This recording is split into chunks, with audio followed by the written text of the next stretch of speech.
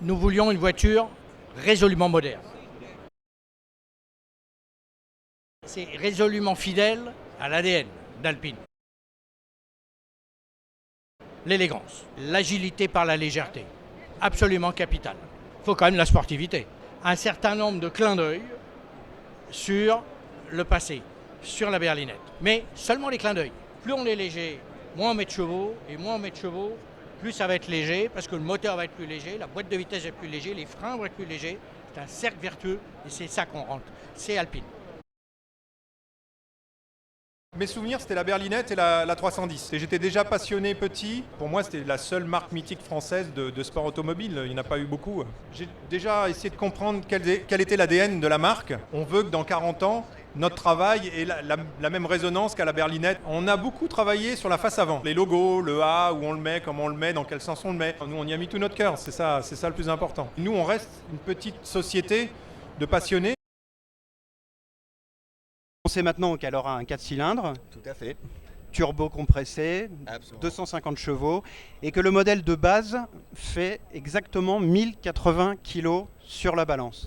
Confirmé. Donc, fini le secret, parce que je sais que vous, les passionnés, ça fait longtemps que vous attendez ces informations. Donc, confirmé. Donc, on est très fiers de ça.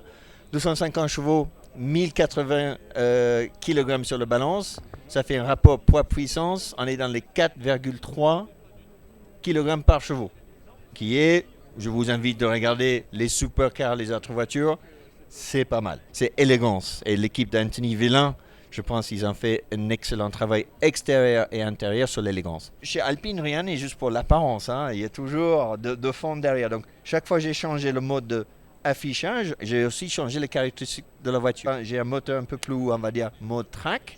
Aussi, le temps de passage de report avec la boîte double embrayage change. Troisième élément, j'ai aussi le système de contrôle stabilité électronique qui va me laisser dériver un peu plus en mode track par rapport avec le mode sport. La boîte, c'est la nouvelle génération des boîtes chez Getrag. 7 rapports. Et un élément important, c'est embrayage humide. Ça nous permet des passages de vitesse très rapides. Donc je suis avec Denis Brognard, qu'on ne présente plus, le célèbre présentateur de TF1, passionné d'automobile, aujourd'hui sur le stand Alpine. Alors qu'est-ce que vous pensez de cette nouvelle berlinette à 110 ? Vous savez, ça fait tellement longtemps qu'on l'attend. Ça fait des années, depuis 2012, on nous montre des prototypes les uns après les autres. On nous dit c'est presque la vraie, c'est presque la voiture de série.